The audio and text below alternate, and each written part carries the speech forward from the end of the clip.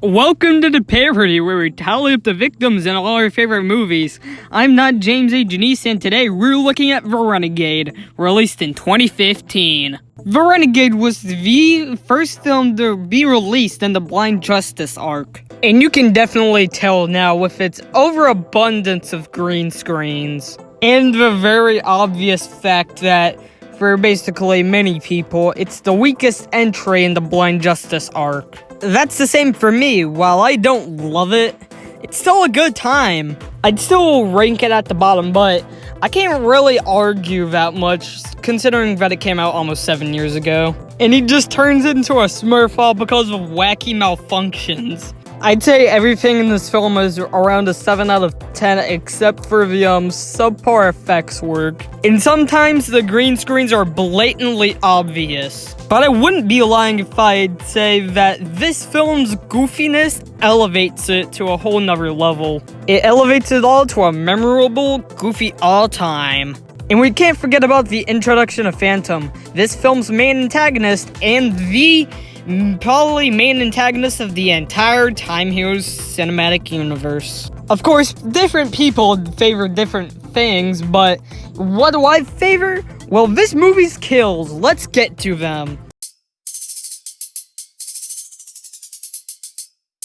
The movie begins in some sort of prison. Jeremy Lewis is just hanging out here for some quote-unquote ridiculous crimes. This is what he's telling to a guy named Frank. Frank's apparently here after visiting hours to visit Jeremy. Jeremy's just stuck here in a prison that's been unused for 30 years, which he mistakes as his jail sentence. Frank gets kinda angry, but he's being fair, as always, to Jeremy. Afterwards, Frank leaves this 30 years long unused prison. Great, opening segment out of the way. Now we can get to our title card! That opening scene took place 3 weeks later than the main story, which begins with Jeremy Lewis as a perfectly normal man. Although talking about the Crimson Empire invasion, this movie takes place in 2017. And in case if you forgot, this and Blind Justice take place at the same time. He and his company Jail Industries just want to save the Earth from all this terror.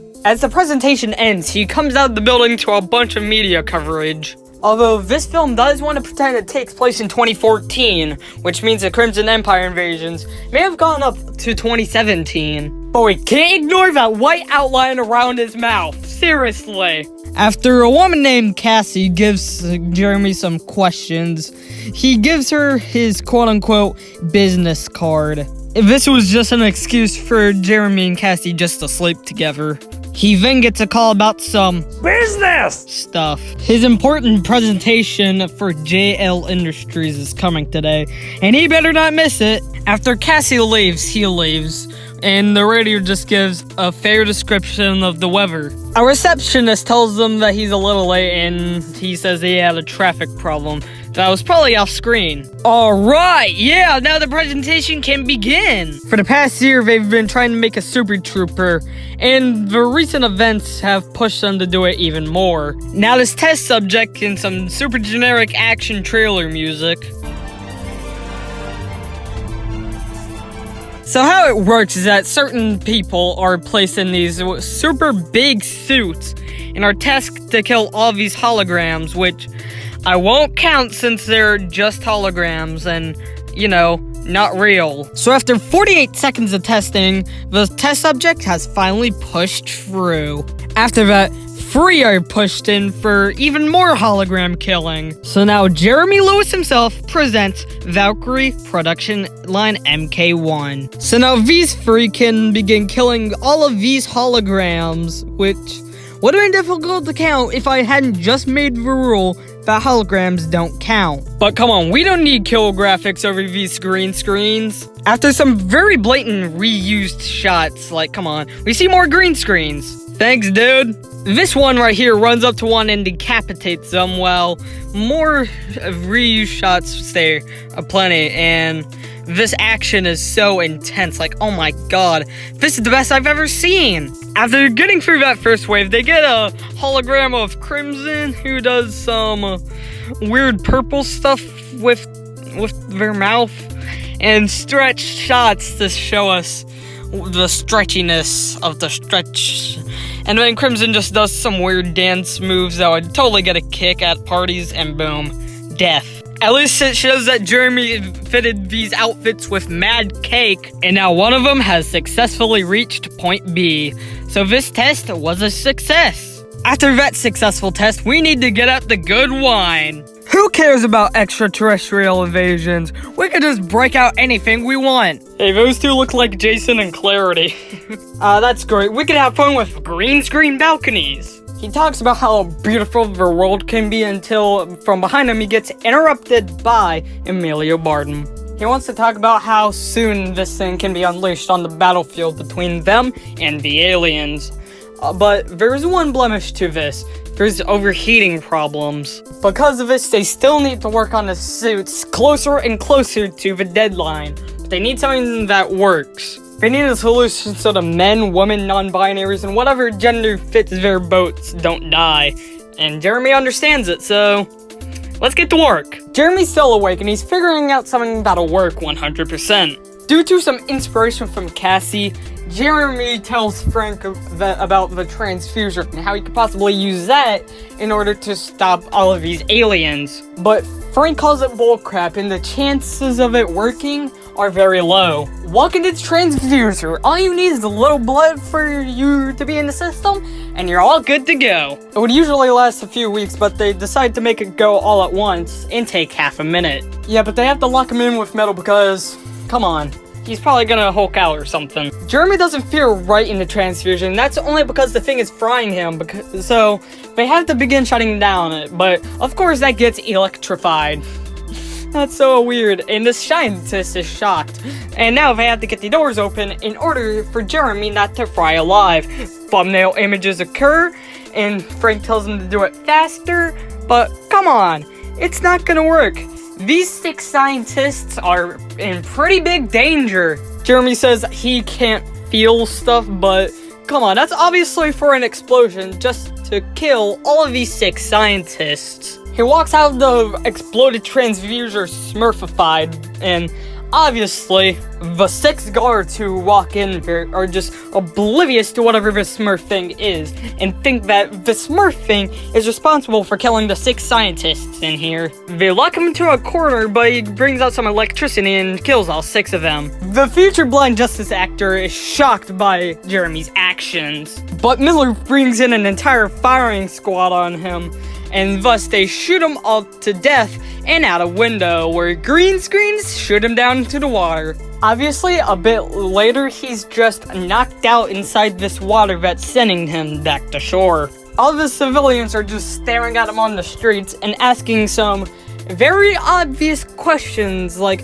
come on, civilian free, come on. Of course, this very convenient puddle knocks him away in his tracks and he sends electricity, and all of the civilians are like, and just decide to run away. He has nowhere else to go, so he hangs out with, this thing? I don't know what it is. Oh, he's hanging out with green screens, I get it. Mr. Barton is still trying to figure out what's going on with Jeremy, because he's disappeared and he may be blue. Frank and Miller have apparently been watching Emilio Barton's speech on TV this whole time. And apparently Miller's, I think, found something. It's about the transfuser, and it's a 2-way system for 2 people. But whatever was in the other capsule is now gone, and is now causing investigations on these already dead bodies. The thing that escaped apparently left black smears on the sides, and this is what these people are trying to see what's going on in here. They go up to Diana for security camera stuff, and boom, the thing that left is right there. Just a cloud of black smoke for now. Oh yeah, cut to Apollo. What else do you want to do to see more Jeremy? Puddle dreams. That's it. Just puddle dreams. He thinks of Cassie during this, so, you know, of course he's gonna go over there tonight. She was doing her own thing until Jeremy came in there for sure to ask, who's there? Yep, for some inexplicable reason, he just decided just to sneak into her apartment up here. They're both in the same room, and then Cassie just realizes that, hey, he's a Smurf! And then some electrocutions start going on, and she dies from these electrocutions. And I gotta say, this is a way better execution of the death than in Blind Justice. I mean, that was just a news report. This one actually happens on screen. And it also has some early Roblox filmography corniness. After the worst night of Jeremy Lewis's life, we cut to Frank and Diana. She's here to tell them that they found Jeremy and that Miller is taking an army just to hunt him down and kill him. I also love that stupid text shift. Yes, Miller and the police are chasing after this Smurf wearing the wrong clothes. Jeremy then decides just to throw out some green screen digital diversions. Oh yeah! Also, no one's actually dead in these cars, so let's move on. More cars, yeah! Up in a green screen helicopter, we see these green screen Robloxians chasing a green screen Smurf into yet another green screen helicopter Robloxian, whatever. Jeremy green screens up a building while we see the helicopter green screen over another building. They then whip out a green screen rope in order to get a green screen evacuation. Miller says that he wants Jeremy dead as he's killed at least 15 people in this entire week, but I'm not counting that since we never saw it inside of this green screen helicopter. The SWAT guys are meeting him up on a roof, thankfully without any green screens before he just jumps off it, but lo and behold, there's yet another wave of SWAT officers down here. 10 to be exact. Why is the number 10 important? Oh, well, he uses it to accidentally cause a lot of green screen action. Well, the 10 SWAT officers are very obviously dead as we see their charred bodies in this long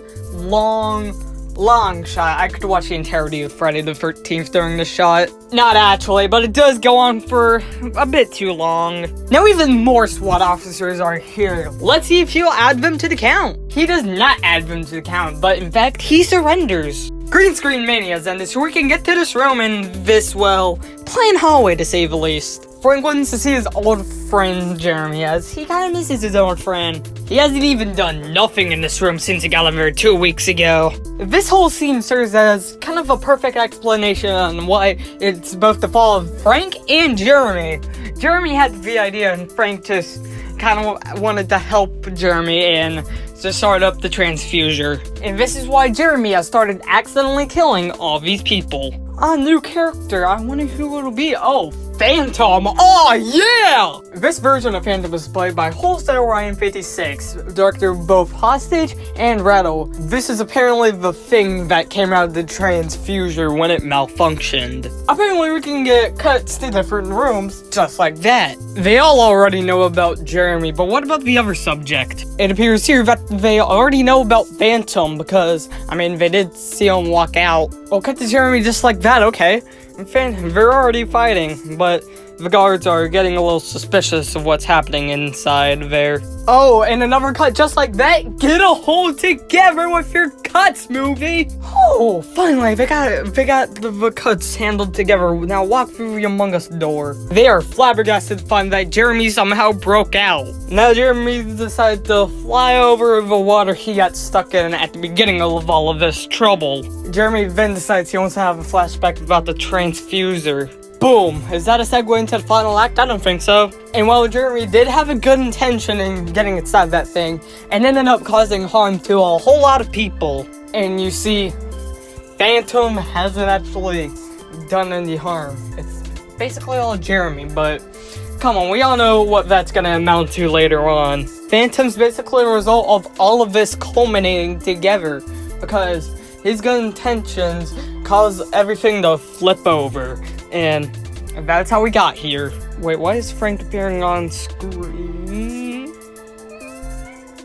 Are we back at the beginning of the movie? Frank's walking outside the door, so I'm assuming we're at the beginning of the movie, where Jeremy's locked himself inside the cell. Oh, that was a segue to the 15-minute long final act of the film. Stakes are high, green screen quality isn't. And we're all ready to see what's going on inside of Ann Arbor, where if you see fire in the final act, things can't be going good. Fire brings us uncounted skellies! And an attack on 7 people on Ann Arbor that eventually gets them all killed. I mean, they are in a normal dead body position for this film, so, you know, it isn't a safe assumption to count it.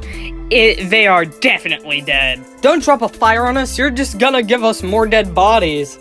I mean, that is what we see when we encounter dead bodies, like These two, a mother and her baby. Miller and Diana are now where Phantom killed all of those people, and, gotta find them, along with 2 dead bodies I can add to the count. The soldiers are now coming down the streets in order to kill this Phantom guy. Let me know how that goes. Well, Phantom, just bring out your lane smoke and kill 2 people. Whatever. It takes an onslaught of civilians in order for Phantom to kill the rest of the 15 soldiers, because none of them are there. So now civilian onlookers are watching Miller go against this guy in some heavily intense green screen action. Phantom's 1 step ahead. Pillar action! Although knocked out on the ground, Miller is definitely still alive, so he's not going on the count. All Phantom wants to do is just set a fire truck on, fire and explode it. Now Diana's heading in on the fun of... Well, can I even comment anything here? Eventually, she's also down to the ground. And also not dead, so I can't count anything here, but Phantom's, gonna kill some more. Frank walks in to see a whole crowd of people running away, but, I can't count anything here because no one actually dies. I really got it wrong back then, huh? I did a big whoopsie in the original recount. Jeremy's pretty angry and wants a green screen up into the air for a fight. Phantom has other plans. Ragdoll. He's pretty hurt and looks like Phantom has the upper edge, but, come on, you know how this movie's probably gonna end. All Jeremy wants to do is a giant explosion. This spawns a huge crater and it looks like Phantom is gonna win this fight, but... like I already said, you know how this movie is going to end. Phantom starts choking Frank, so Frank just asks Jeremy for some help, and, he's still alive. So, less talking and more Jeremying. Frank tries to scream Jeremy one more time, but, he already has this in the bag. Jeremy opens his eyes and has some satisfaction. Also, Phantom's not dead. He's basically the only person who stays alive in this franchise. So then wait, the movie's ended. Huh. That's how I was not expecting it to end, but come on. I got some numbers to do. Let's get to... Why am I turning blue? Oh, God. Oh, God. Ah! Well, okay, if you don't count the 12 people on the road and the holograms, that means 51 people died in the Renegade. The victims include 33 men, 4 women, and 14 of unknown gender, giving us a pretty much almost 2-to-1 ratio of dudes. Well, for one time of 75 minutes, that left us with a kill on average every 1.47 minutes. I'll give the Amethyst Flamethrower to Cassie Green this time around. It's basically the only time we get to see Jeremy's electrical powers on someone that does not cause an explosion. And also, it's pretty cool. I'll give the Broken Pistol to Vet Body in Ann Arbor. At least the one before I had some fire. This one's just a plain body! And that's it. The Renegade was released in 2015 and was the first in a whole new slew of time heroes. You already know what's going on Tuesday, and that's why I covered the first part of BFB. But until then, I'm not James A. Janice. This has been the parody. Thanks a lot for watching this parody. This was originally going to be released on July 19th, but, then Rattle came out, and I want to cover that after this, because, well, that's basically a better movie. I'm not giving any crap to this one. It's still a fun time, but, Rattle's better. Thanks for watching, guys.